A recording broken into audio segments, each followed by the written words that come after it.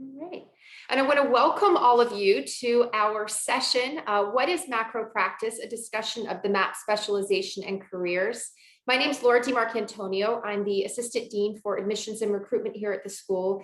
And we have a fantastic panel of faculty and a very recent alum joining us today to talk to you about the management and policy, or MAP specialization. So our program today, we are going to have a brief presentation from Dr. Elsa Candelario, who is a professor of professional practice here. And then we're going to spend some time talking to our panelists about their background. Panelists include not only Dr. Candelario, but Dr. Lenna Nepomnyaschy, an associate professor, Dr. Kanan Singh, professor of teaching, and as I said, our very recent graduate of the MAP program and MSW program at Rodrigo Cardenas. So we're looking forward to hearing from them. And we're also going to have some time today for you to ask questions that you have about the program. As all new students, all of you are new incoming students this fall. We know that you have many questions about what is this specialization? What can I do with it? What does the curriculum look like? So that's what we're hoping today will answer for you.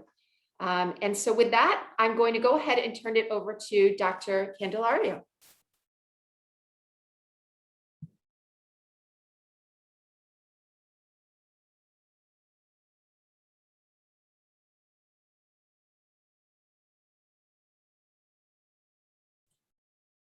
I apologize. I'm trying to resize my screen, so just give me 1 second as I do so.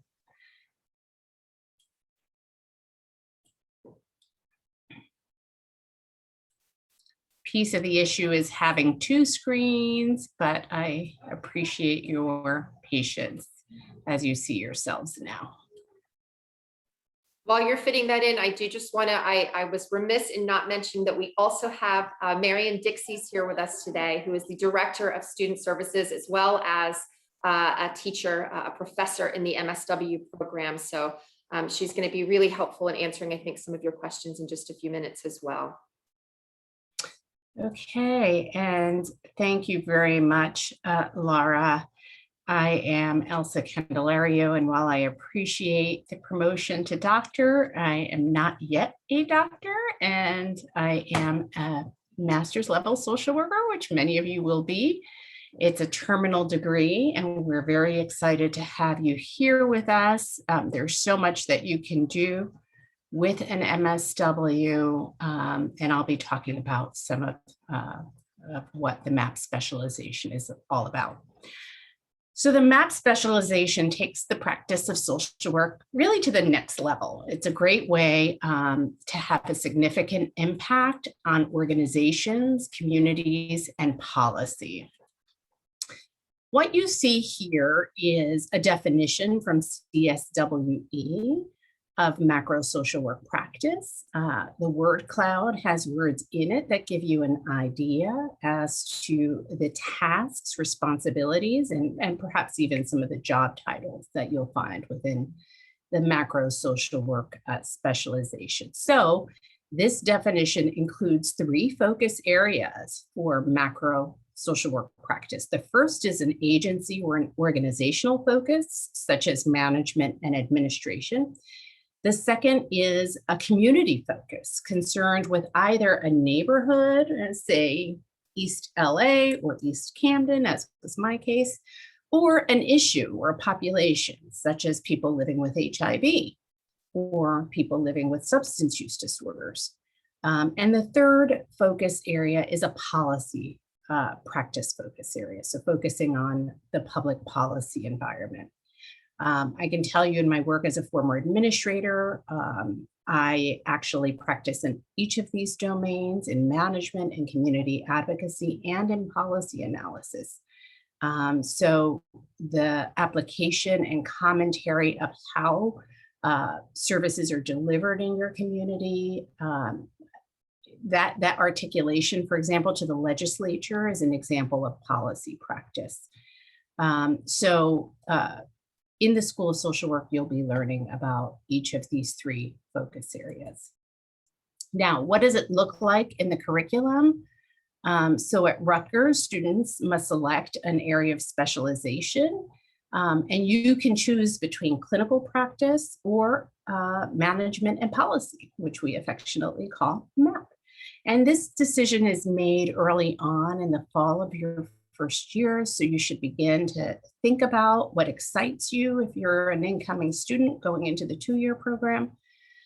So rather than counseling one family or one individual at a time in MAP, you'll be really having a greater impact on groups of people through program and organizational leadership, policy analysis and research, or through community organizing and advocacy. So MAP graduates do have a lot of skills and abilities to enhance the well-being and promote social justice, which is, I think, a very familiar theme to many of our incoming students. Our alumni can become agency directors, policy analysts, community advocates, researchers, and so much more. So in year 2, you'll begin your specialization. And that means that your field placement will be MAP oriented, and also your practice courses. They're not clinical, they are macro. So every semester that you're in field placement, you have an accompanying practice course. And in year 2, yours will be macro should you choose MAP. And they're called, in the fall, it's Management Practice and Theory, which is a very broad course that introduces you to management concepts, leadership skills, and really helps you to understand how to make decisions using frameworks, and you'll be immersed in case examples. And so in the spring of year 2, your practice course is entitled Program and Strategic Planning, and that focuses on program design. How do we create social service programs? And then how do we plan for our organizations? How do we make sure that our organizations are sound and that all of our stakeholders are involved in goal setting? So those are your practice courses in year 2. But in addition, as you know, you'll have a choice of many electives. And we hope that if you're in MAP that you will pick MAP electives. So you'll have options such as fundraising and marketing, human resources management, supervision and consultation. Our community organization course was just revamped, financial management, and you can also take courses from other master's programs. So we have students who take courses in the School of Public Health and any of these schools that are listed here. So what are the potential field roles? I had a chance to chat with the lead coordinator for MAP. Her name is Marianne Bischoff, and she's the one who actually places all of the MAP students. And you'll see here a list of potential field roles that she identified. And our student interns, if they're in the 2-year program, are placed in an internship for 22.5 hours a week. For 15 weeks in the fall and 15 weeks in the spring. And you'll contribute to the functioning of organizations in a myriad of ways. In addition, it was mentioned that field placements are a collaborative process and that your interests are considered as our field staff work to place you and to match you. But here are a list of some of the tasks that you'd be involved with, and it'll give you an idea as to, which we'll be talking a little bit about later, the kinds of jobs that our MAP students take upon graduation. Dr. Kanan Singh is very involved with the Network for Social Work Management, and Rutgers is one of a handful of schools that's partnered with the Network for Social Work Management so that our MAP students, upon graduation with a very small effort and a very small fee of $25, can end up with a Human Services Management certificate. I say can end up, should you pay the fee, but our curriculum is already designed and approved to secure that certificate, which is an added certificate that may be added that may be included in your resume. And so you can see here that our curriculum will help you with these domains of executive leadership, resource development, which is fundraising and grant writing, strategic management, and community collaboration. And again, this certificate makes you marketable, but this chart, which is also on the website of the Network of Social Work Management, gives you an inkling into the competencies that are included in the MAP specialization. And so I encourage you to take a peek at their website, take a peek at these competencies so that you can make that, that decision. I do believe that many of our students come in being very excited about the potential for MAP work. And I hope that you'll remain excited about that potential. There's a lot of ways that you can contribute to organizations and to communities. Just want to point out that there are 13 grand challenges in our social work profession, and they are a call to action for each of us. And as I review these grand challenges, the elimination of racism is one of the newer challenges that was added. It used to be 12. But you can see that macro skills around community organizing, skills around policy, skills around running organization are really lined up well to tackle these grand challenges. They're very big challenges, and many of these are squarely in the macro social work practice arena. And that is my final slide for the overview. I think the questions and final thoughts, my final thoughts are that through MAP practice, you're going to have the opportunity to make a broad impact on communities, organizations, and systems. I think you'll be asking questions probably after the panelists speak, but I hope that you'll consider the MAP specialization. Again, I think most students are very excited about the potential for MAP, and then they start hearing about licensure issues, which I'm sure we'll cover. But if you like to run things, if you want to make a change, if you want to make a difference, if you want to take social work to the next level, then MAP is likely for you. Thank you. Great, thank you so much, Professor Candelario. So during this portion of the program, what we're going to do, we have some kind of prescribed questions that we frequently get from students about the MAP program. So what we thought we'd do is have each of our panelists just very briefly introduce themselves and talk a little bit about their background. And then I want to do, and then we'll have them answer some questions for us. And as we're going throughout, sorry if I wasn't clear about this, feel free to type your questions into the Q&A. We will, after we kind of finish the preset questions, what I'll do is I can unmute and invite each of you to ask your questions live to our panelists so we can have a little bit more interaction with each other, okay? So perhaps we'll get started. Professor Candelario, would you like to start by giving us a background, and then Dr. Nepomnyaschy, Dr. Singh, and Rodrigo?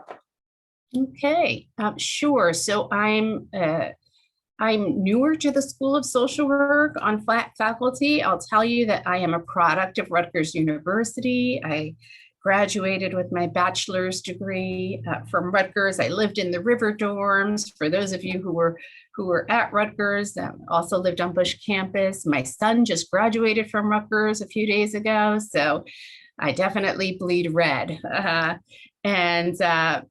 And, you know, I've been teaching at the School of Social Work as a part-time lecturer, having taught many of the macro courses since 2007. So although I'm new on faculty full-time, I've been kind of a member of the Rutgers family for quite a long time. I can tell you that it prepared me for social work school, which I did in New York. And I started my career in New York, running programs, delivering case management services through a Ryan White initiative. And so I worked in the South Bronx with an HIV positive population. And then I transitioned to working with substance users during the height of the crack epidemic. And these were mothers who were separated from their children because of addictions. And all of this to say that despite moving through various populations in New York City. And then later in South Jersey, I ran a multi-service organization for 20 years. Macro social work skills prepared me for work with the multiple populations that I encountered. And so as an administrator, as I mentioned, I was in all of those three arenas as we look at the definition of macro social work practice. Yes, I was making sure that our programs were sound and were running well. I also worked with the community in terms of advocacy and help them to fight for maintaining programs in Camden, as well as helping them to advocate for a new hot issue is driver licenses for all. That just came into being on May 1st, I believe, of 2021 here in New Jersey. And that was something that we kind of rallied our clients around for many years before it came into fruition. And in terms of policy analysis, we always have to be keen on how policies are impacting our clients. I just mentioned the driver license issue, and there were a range of other issues. So what I learned in social work school around program design, administration, and policy analysis was incredibly practical, and I've put it to use throughout my career. And now I'm able to bring that into the classroom. So that's a nutshell of my experience.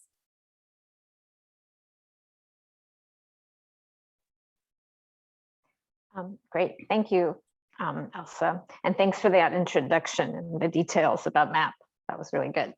Hi, everyone. I'm Lenna Nepomnyaschy. I'm an associate professor here, and I'm on the MAP faculty, but primarily I do research and teach around policy. And so my background a little bit, I actually got an MSW here at Rutgers. That's right where you guys are, not on Zoom, of course, 30 years ago. So no Zoom, barely internet actually. And I was a school social worker for 10 years, but I was not a direct practice specialization. I actually also, at that time, it wasn't called MAP, it was called Administration Planning Community Organization, I think.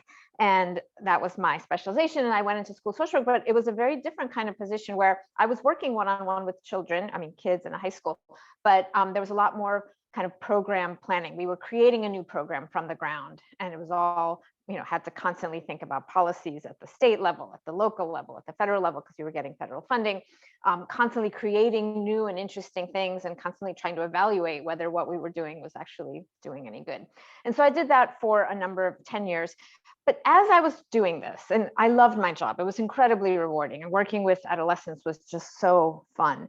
But every year, kids experienced the same set of problems. It was kind of like over and over, like, what is going on here, right? And so it took me a little while to step back and understand that these issues that our clients, I think across all populations and across all settings are experiencing, are issues related to poverty, inequality, structural problems, racism, discrimination. These things were consistently affecting all of the people that we were working with.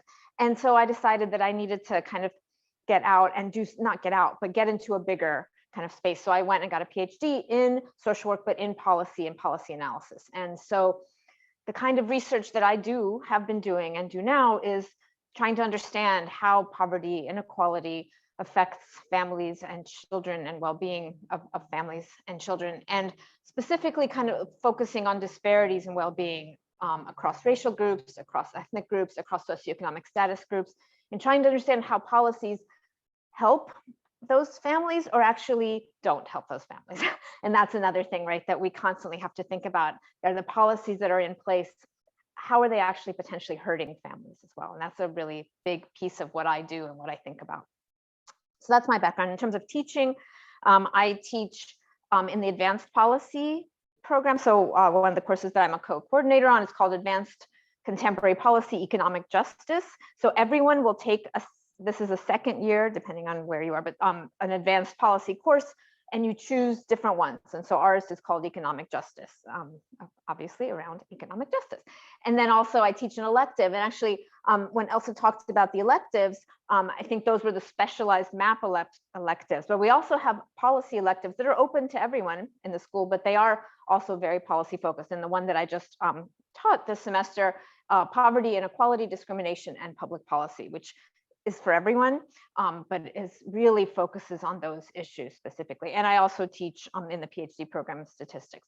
So I think one of the things that Elsa said that really kind of resonated with me, how important social work is to all of these things that I'm talking about, how important it is to understanding policies, how important it is to being part of the policy conversation, right? When I went to get a PhD, I would be in courses, even though I was in social work, I took many of my courses with economics people, with public policy people, with sociologists, and there was no one, and we were talking about the same things, right? About poverty, about policies, about inequality. Not one of the people in that room, other than the social work people, had ever met another human being, right? Had ever sat and worked one-on-one or heard about how these things are actually happening on the ground. And so there is nothing more important than social workers being in these places and having these conversations and being part of this process.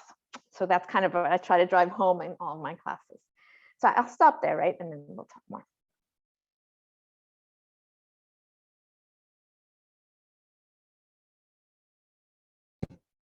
Hello, everyone. My name is Karun Singh. I just wanted to first start off by thanking Ms. Antonio and Ms. Dixies for organizing this event and for the IT support behind this. I'm going to keep my remarks very short because in the interest of time. So basically, I'm a professor of teaching, and I was just renamed a student advisor for new students this summer, which suddenly came out of the blue. So I'm glad to be back with that. I received my master's and PhD degrees from Columbia University in New York City, and also an institute in nonprofit management from the Columbia Graduate School of Business. I present my work at national and international conferences. My teaching, research, and consulting interests focus mainly on multidisciplinary nonprofit management, collaborative strategic planning, social entrepreneurship, and microaggressions prevention. So that actually comes through in the classes I teach. I teach both first years and second years. So diversity and oppression and social practice too.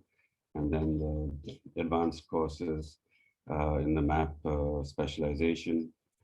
And I also co-chair 2 chapters of the Network for Social Work Management, the New Jersey and New York City chapters.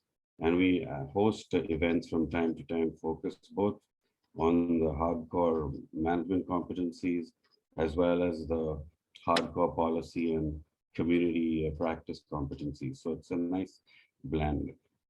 Lastly, I'm on the editorial advisory board of human service organizations. And I'm going to stop there, okay? Because I want us to get to the questions later on that the students will ask.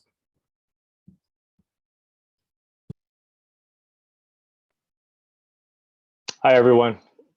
Can you hear me okay? All right, great. So hello, everyone. Good afternoon. It is truly an honor and pleasure for me to be invited and to share with all of you my experience as a MAP graduate student. My name is Rodrigo Cardenas, and I've been an alumni at Rutgers University for 72 hours. Feels great. I actually graduated on Monday through the Advanced Standing Program, the MAP, of course. I received the Outstanding Student Award studying at Rutgers, Newark. My field placement was at Bristol Myers Squibb Foundation, which is a biopharmaceutical, so it's more in a corporate setting. I was also invited to publish an article by NSAW New Jersey Focus magazine in March as a student highlight, just elaborating upon my non-traditional field placement as a social worker.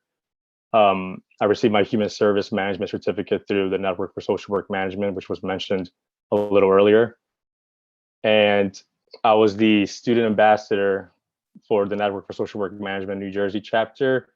And I also was completing my research assistantship with Dr. Singh. And so that's a little bit about myself. And just to dip in a little bit was that there was just an analogy I remembered in orientation that I would love to share with you. And it's talked about the differences between clinical and macro social work. So just imagine a game board, right? And the clinical social workers are the pieces who do the direct practice, right? Like the pieces that move and that are there, like hands down. While the macro social worker are the ones that create the rules. How many spots can you move? When can you roll? How many players? And the overall logistics and management of it. So I always thought to myself, you don't necessarily need to be behind the desk to directly help an individual, to help a community, to help your state, meso, macro level. You could also do it through advocating, organizing, influencing policies, designing programs, creating the resources from the demands that are needed in specific areas, and to make sure that they are given the equitable opportunity and resources that we all know that is in need, is in much need.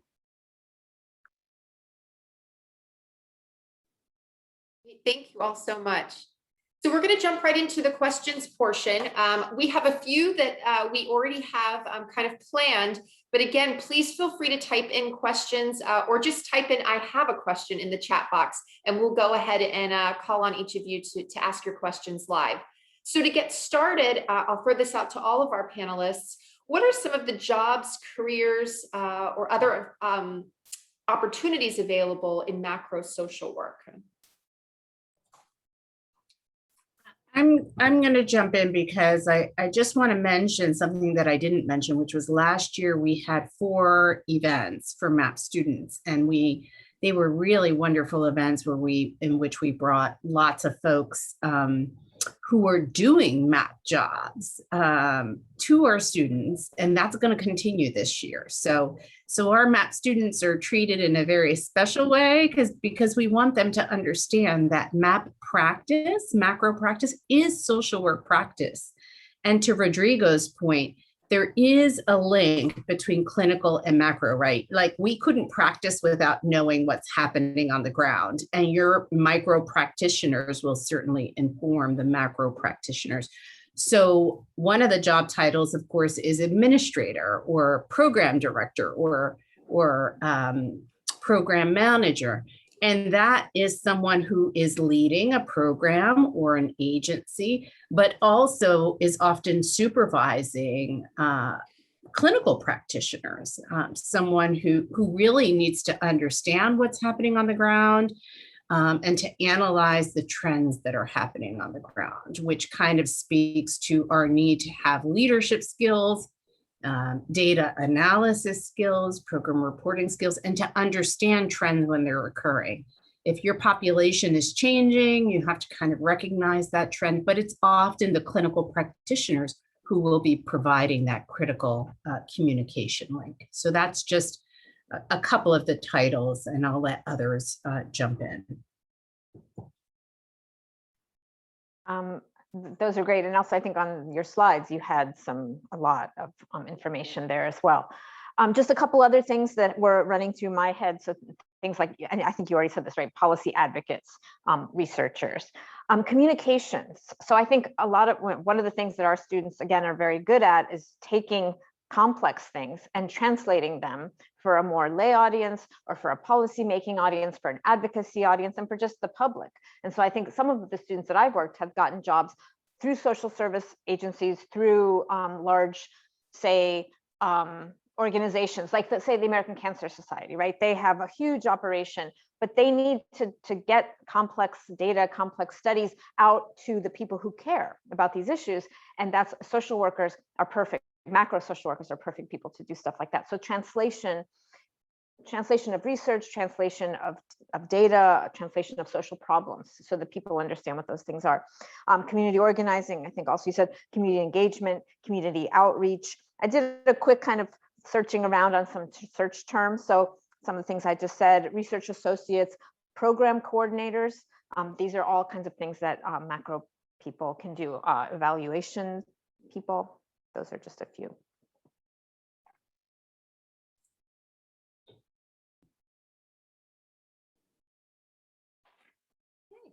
Jump down to our next question. And some of this you covered, but maybe we could be a little bit more, get into a little bit more. What types of organizations hire MSW graduates, people interested in policy issues? Certainly nonprofit organizations. There are more than 30,000 in New Jersey. So it's a huge, I think it's 10% of the market of the entire market is nonprofit. So nonprofit, governmental organizations, and Rodrigo has an exciting example of something that's non-traditional. So there are lots of spaces that serve as a host setting for our social worker because of the skills that we bring. Rodrigo, do you want to talk about your setting? Absolutely, thank you. So simply, my setting was at Bristol Myers Squibb Foundation, and I was looking for a master's level field placement, particularly in a macro focus placement, of course. And I worked very closely with Marianne Bischoff, and I wanted to just try something new, to go a little bit outside, a little bit different, unique. And Marianne and I, we were talking for every day for many times, just keep advocating for a specific location that I just really grasped my eye. And the reason why specifically Bristol Myers Squibb Foundation caught my attention is because I've always had an interest and a passion for policies, especially in the specific field of public health. And I do know that Bristol Myers Squibb has a very strong base in the sense of resources, and there's a great need for, especially during the COVID-19 vaccines, for receiving help. And there's a gap, and that's the issue. There's a gap between main corporations, and there's a gap between our backyard to receive those type of resources that they're offering. So it's very much alive, it's very much there, but who are the best people to do it? They're the social workers, right? So these are the social workers. And something that I truly believe is that there's so much to be said, but more importantly, there's so much to be heard. There's so much to listen to. And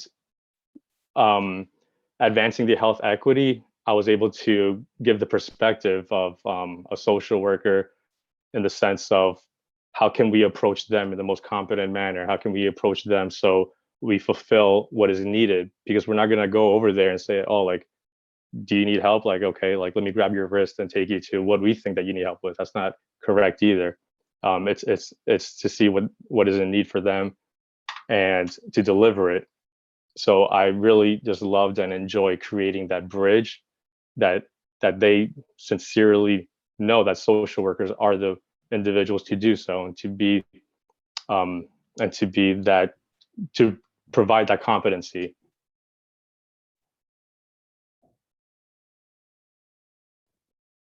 Great, thank you. I know from reading a lot of those of you who are here today, reading a lot of your personal statements when you're applying to the school, that many of you are interested in starting up your own programs and you're thinking very entrepreneurially. So one of the questions that we wanted to pose to the panelists is how would an individual go about starting up either a nonprofit or a program within an agency or nonprofit? If you could speak to that a little bit. So, all right, I'm gonna jump in here, mainly because I stayed up late preparing just this question. So the first question for you to decide is, should you really start up your own nonprofit organization? So I'm pouring a little bit of cold water on your hopes initially, okay? So what I would say is write down a mission statement for the organization and the services you intend to provide. Then you do a search for nonprofits in your area using something we teach our students, the GuideStar database, to see if there are any other nonprofits or for-profits providing similar services in your catchment area. Okay. If there are none or few, that means you don't have to worry about competition and you can go ahead. But if there are many of them and you do not have a special niche or a distinctive competence, then I would recommend that you do not found your own agency. It's as straight as that. The second question for you to decide is, how much actual experience do you have in providing the services that will be delivered by your own agency? If you don't have much experience, I recommend that you work for several years in a nonprofit that provides similar services. I suggest you try designing, implementing, and evaluating one or more programs before you decide to go off on your own, become independent, and start up a full-fledged agency that has multiple programs. So you really need to get what Ernst & Young call having deep and extensive knowledge in your area, your domain of interest. So once you're able to answer those first two questions, you're ready to formally set up your own nonprofit. So how do you do that? Okay, so here are some basic steps, and then I'll show you a short bibliography. You want to give it a name, describe the need for it, need for the services, articulate the menu of service programs, designate the catchment area or the area in which you're going to be providing the services. And you want to know how you're going to be able to recruit paid and volunteer staff. You need to file what are called articles of incorporation. You need to choose a board of directors because they are entrusted with overseeing the ethical, financial, and legal governance of the nonprofit. You need to apply for what's called a letter of determination from the IRS that grants you your tax exempt status. So when people donate to you, they can get a tax deduction. That's when you want to set up a 501c3 tax exempt organization. And last but not least, you'll have to develop a budget. So that lists your expenses, right? And all my students, all of our MAP students have to learn how to develop budgets. Let me tell you, some of them hate doing that, but it's one of the most important things. You can't run your nonprofit or your program on love and fresh air. You need money. Okay, it's under the resource dependency theory. So you develop an expense budget, so you know what your expenses are, but hey, where are you going to get the money from? So then you have to develop actually a fundraising plan. So that's going to basically fund your organization for at least the first 3 years. That's how you want to start out. Don't just go into the thinking, oh, I have a great idea and someone's going to fund me. No, please be strategic, okay? So just to conclude, we teach our MAP students how to do all of these things, program planning, strategic planning, fundraising, marketing, through our core courses, management practice and theory, the program development and strategic planning. And then we have a bunch of allied courses, the fundraising, marketing, human resource management, etc. And what you do is you work with your advisors and build your program around your interests. So I'm just going to briefly screen share.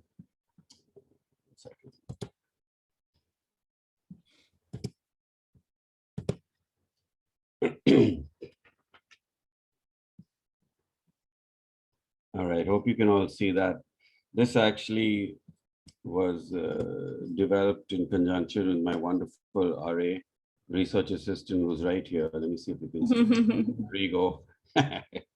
Poor fellow, he actually has learned to get along on very little sleep. So I must applaud him for that. So anyway, these are just a bunch of sites you can go on to get you started thinking about it, to realize the challenges in starting up a nonprofit and also the major rewards that accrue when you finally do. But you really need to do it well and learn the nuts and bolts. So you can see some of these sites are PowerPoint. We use the major organizations, which is Candid, the Council of Nonprofits. Then this is a site, managementhelp.org, set up by a friend of mine, which gives you all sorts of information on the management of nonprofit and for-profit organizations. The last one, I used this book many moons ago to set up an organization. There's a lot of, you can download all the forms now from the website, and it's very inexpensive on Amazon. I checked last night how to form your own nonprofit corporation. So I'm going to email that to the chat. later on. And I'm going to end with that.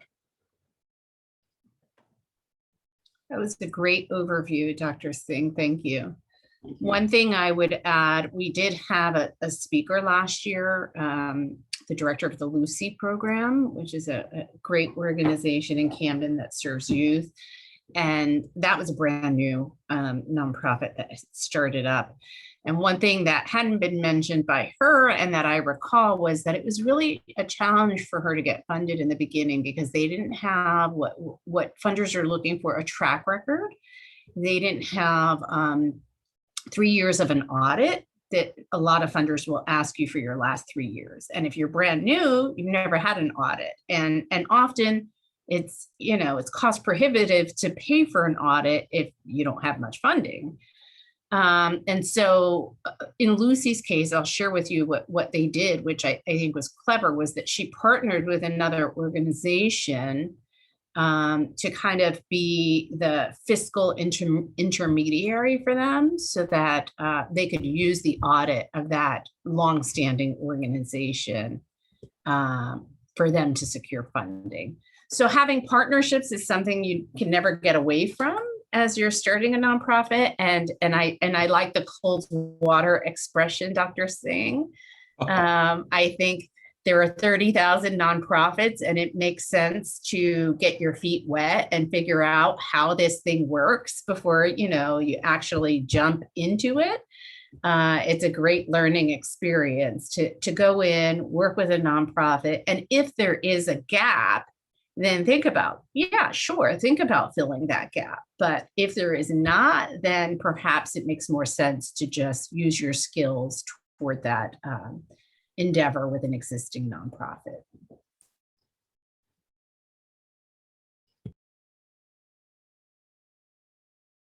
Lenna, did you want to jump in? Did you have something else to add? Yeah, not about starting a nonprofit. That's not my area, but I just wanted to come back because there's a couple other types of organizations and types of institutions in which I think macro students and macro practice can happen. Just to throw out a few more ideas. I think Elsa covered a lot of stuff. So I was thinking there's like think tanks and research organizations, right? So like, for example, the New Jersey Policy Perspectives, where we have several students have had field placements, and one of our students now is working there next year, starting there. And she's doing stuff around incarceration policies, decarceration policies, trying to think about police reform kind of at the state level and coming up with how for people to think about this in this research organization. And then there are advocacy organizations that also focus on specific social problems like Feeding America, for example, which focuses on food insecurity, or the National Low Income Housing Coalition, which focuses on homelessness and affordable housing. And a lot of these places, they might be national, but many of them have local offices. So the National Low Income Housing Coalition has a New Jersey-based office. Also, we're luckily close to New York, right, and Philadelphia. And so I think one of the questions I saw in the chat was, how often do people get local jobs? And I would say we are so lucky to be right where we are, where there's so many opportunities, right? There's so many big nonprofits and big organizations that have headquarters in New York, and in New Jersey, there are tons of other places. And then another thing I wanted, so New Jersey Citizens Action, which is an advocacy organization around issues of racial and social justice. We have a student who has a job there. The New Jersey Anti-Poverty Network, we've had students who have had field placements there. I had something else to say. Oh, and then universities, I think, are also something one should consider because they hire people all the time who can do things like program coordination. So a lot of big centers and institutes run evaluation programs. They run experiments on the ground, policy type of experiments, and they hire MSW students very often to organize, to run, to do evaluations. And just so a quick example, for example, at Princeton, there's the eviction lab. So they're studying evictions across the country, and they hire people with the kind of skills that we have, that our students come out of. At Columbia School of Social Work, there's the Center for Poverty and Social Policy, and they hire MSW students all the time as well. And then the government, which obviously, the Department of Children and Families, that's where much policy that affects our clients comes out of, and they hire our kinds of students all the time. But other places as well, right? We have a student who was doing a placement at the legislature, at the New Jersey State Legislature, working as a legislative aide and assistant, either for the legislature as a whole or with specific legislators. And again, these people are creating policy, but very few of them actually know very much, right? So they constantly need to learn about what's going on the ground, what's happening with the policies. And so these are all just, again, more thoughts about where to go. I would also add, we have some new field placements. This year, I didn't mention, but I'm also involved with the LISTA certificate program, which specializes in building cultural competence for work with the Latino community. And this year we've added the Latino Action Network Foundation to our list of field placements, which does policy work around Latino specific issues. They're working on expanding mental health access and a number of other areas. They're actually funded to do that work. So we also had the Support Center for Child Advocates as a speaker at one of our events, and they hire a lot of social workers. They're based in Philadelphia. And similarly, in New Jersey, we have association, the ACNJ, Association for Children of New Jersey, does a lot of policy work around children. And so the range is really wide. You can also just work at a nonprofit, again, in program development, program design, quality assurance, communications, marketing. Your skills are very transferable. And what I'd like to say is that to me, it's very important that we have social workers who are macro practitioners, because there is a difference between an MBA who is running a nonprofit organization and an MSW. And we talk about those differences in the School of Social Work. We talk about them in our courses.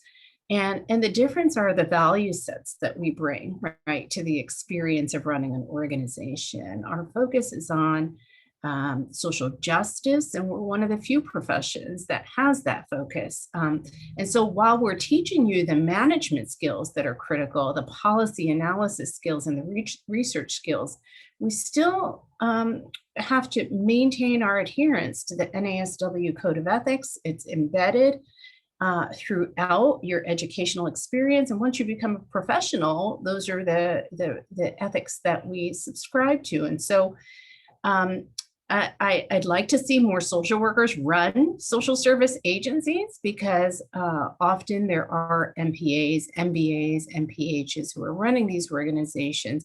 And you will really see the difference in your experience in the School of Social Work versus someone. You can tell when you're sitting around the table and you're having meetings, who's an MBA and who's a social worker.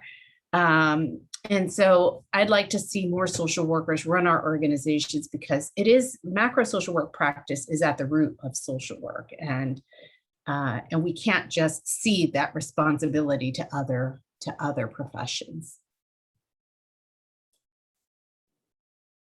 Great, thank you so much. So I'm keeping an eye on time. We've got about 10 minutes left, and I know we want to also make sure we get to some questions from our students.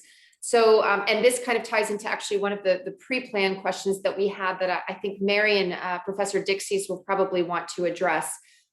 So questions from Karun and I believe AB as well, were really around how do I choose between clinical and macro? What are the differences between these two in terms of, my opportunities for licensure in the future, perhaps what my schedule will look like? Marian, do you want to address those two questions? Sure, I'm happy to start. So I'm here representing student affairs, and within student affairs is the advising team. And so I would say, as a starting point, definitely connect with your advisor so that they can go in detail and hear some more about what your interests are, what your career goals are, things like that, and we can help you map out a curriculum that makes sense for you to help you achieve those goals. But I always tell students, unfortunately, you can only choose one specialization, right? You can only choose clinical or math, right? That's not an option. But the nice thing about our curriculum, it's set up in a way where you can get some exposure to the other area. And so while you can't take full classes and, for example, you can't take all clinical classes, you can take some, even if you are in the MAP specialization, which we've had a number of students do. And I also know that when you connect with the field faculty that places you, you can express your interest in getting some exposure even within your field placement. I know agencies are flexible in the sense that they know this is a learning opportunity for you. So don't be afraid to ask, don't be afraid to explore and connect and make the best out of your time in the program. In terms of flexibility and job opportunities, really what I love about this field is that the sky's the limit, right? You're not just like you have so much earning potential, you have so much potential within the type of agency you're working in, the kind of work that you're doing. And so it's hard to answer the question in terms of which has more flexibility. I think there's flexibility in both, but it ultimately depends on where you are, the type of agency you are.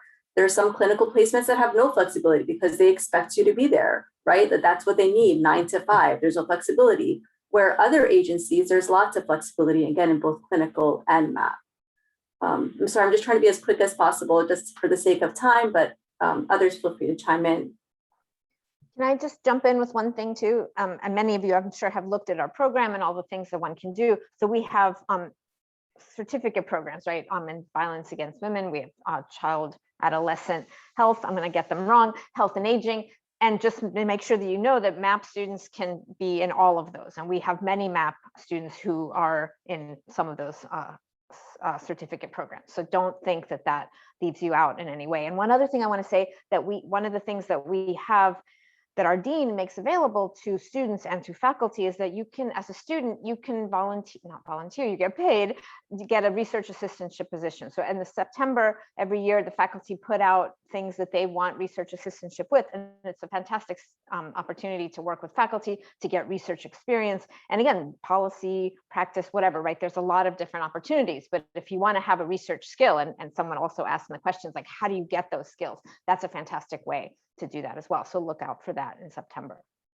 And also just to touch upon the licensing piece, there are two, this might need a presentation in and of itself, but there are two levels of licensure within social work. The first is a licensed social worker, and anyone with an MSW degree. So you're ultimately able to become a licensed social worker, which we strongly encourage students to work to that. We help prepare you. We have courses. We offer a lot of resources to prepare students for the first level of licensure.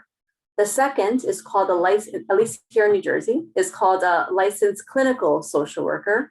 And with that, you do have to have an MSW, you have to have your LSW, and then you have to have approximately 3,000 hours, which ends up being about 3 years of full-time work in clinical type work to be eligible to obtain that license.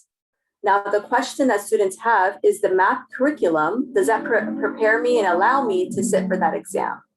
And the answer is complicated. And the short answer is you may have to come back as a postgrad and take some clinical classes that meet the requirements. You can also be creative in taking some of your electives in the clinical area while you're a student. And this is another area you want to work with your advisor on. Because again, we're not the licensing board. So it's very difficult for an advisor or a faculty member to really say, this is what you need to take to meet this requirement, right?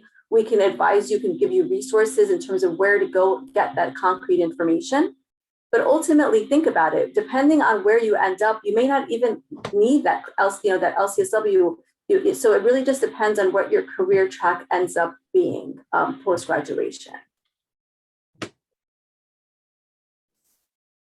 I'll add that we did have someone from the licensing board speak at one of our events, and 12 credits of clinical work is what's required, and that is attainable. Obviously, we'd love for you to take MAP electives, but you will get some of those credits in your first year just in general. We'd love for you to take the MAP electives because we think that, there are very good electives that'll prepare you for success as a macro practitioner. But we had some speakers this year, including the executive director of NASW New Jersey, who's never had a license and has had quite a successful career. Deputy commissioner at Department of Human Services never had a license, both social workers, MSWs. And very exciting and successful careers in social work practice. in macro social work practice. So you would have to make that decision. And if you're really on the fence, you can make it happen, but you need to work closely with your advisor. Thank you.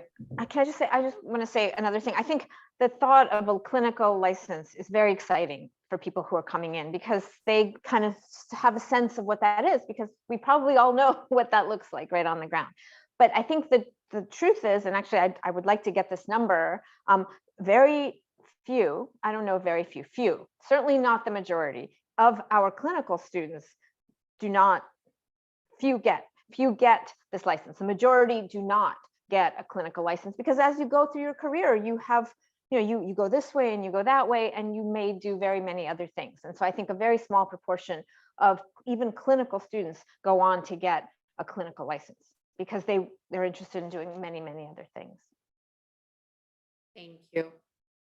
So again, I'm being conscious of time. We have 2 minutes left. What I've done is put the admissions email address in the chat. So I know you have lots of other questions about sort of these new student entry, kind of how do I choose advising? So if you do have additional questions, please feel free to reach out to us in admissions, and I will triage to whoever it needs to go to. I thought it might be nice to close out hearing from Rodrigo. We do have a question from Abigail that's in the chat. I'm not sure if you had a chance to read that, Rodrigo, that it pertains to you and may pertain to others, but I wonder if you might just share a little bit of your thoughts about your experience in the program, because I know as new incoming fall students, your kind of opinion right now and your experience is probably really of interest to them. So what would you have to say to new students starting this fall? Yeah, so for the students who are starting this fall, and I'm not just saying this because, the professors are looking at me right now, they already gave me the final grades, but it has been truly a pleasure. To answer Abigail, we can bring our social work knowledge of the human conditions to be a voice for social justice, equity, and ethics that many companies are seeking at this time right now.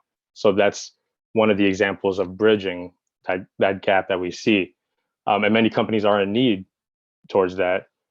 And just providing that expertise of social work and understanding mitigating health and healthcare disparities, because the knowledge is not necessarily there. For my time there, they hired external consultant firms to ask them more what we basically learned through the MAP program. Like, we have this knowledge, and I'm over here as a intern, and I was like, I could answer all of these questions, like, leave them to the side right now. Like we're here as assets, and like, I don't ever think that we should think that we're not good enough, because we are, and we are very well prepared, we are very well equipped, and I can say that very confidently as well. Incorporating and intensifying, implementing anti-racist frameworks, services, interventions that are so critical, patient advocacy, and a lot of the main areas of responsibility. I know that with Dr. Singh, through fundraising and marketing, I was giving a lot of suggestions, and these were like, wow, ideas. And this is like, oh, I learned this last week, so let me read more outside of course to provide them a whole, just broaden the horizons. I know with the poverty and equality discrimination class with Professor Lenna, it was every single week in the readings, I would say, wow, like, I'm going to share this with my supervisor and my advisor, and remember that you're there because they want you, they need you. And it's a disservice if we don't expand our knowledge, that we know that it could do long-term effects, positive outcomes. And so it's really just a large scale of opportunities that could be there. And ask questions. I wanted to do more requests for proposals and review it, and I did. I wanted to see a little bit more understanding of Gantt charts, and I did. I wanted to receive a little bit more understanding of logic models, and I did. I wanted to understand how is the policies here and where did it begin, and that makes so much more of a clarification of how we could influence it and change it as well, and that's very important to understand as well. And the MAP curriculum was going to provide you all of that. There's so many opportunities, and you are given the opportunity to be in a respected level and position outside of graduate school. You're being trained to be leaders, and that's the fact of the matter. So it's truly a treasure. So there's maybe times that we may lack hope, but Rutgers MAP program has showed me that we will create reasons for these hope. Very resilient, strength, very strong. And, one day we're going to be talking about what we went through, and it's going to be someone else's survival guide as we share it. And I just wanted to end on the quote, as the late Congressman John Lewis said, get into some good trouble. So thank you all. Thank you, Rodrigo. Thank you to all of our panelists. And again, invite you all to send in questions. We've got emails in the chat box, and I'll leave that up for just a few moments. But we'll say goodbye and thank you. We look forward to seeing you all in the fall. And Rodrigo, congratulations and best of luck to you. And the slide presentation is in the chat as well. So thank you.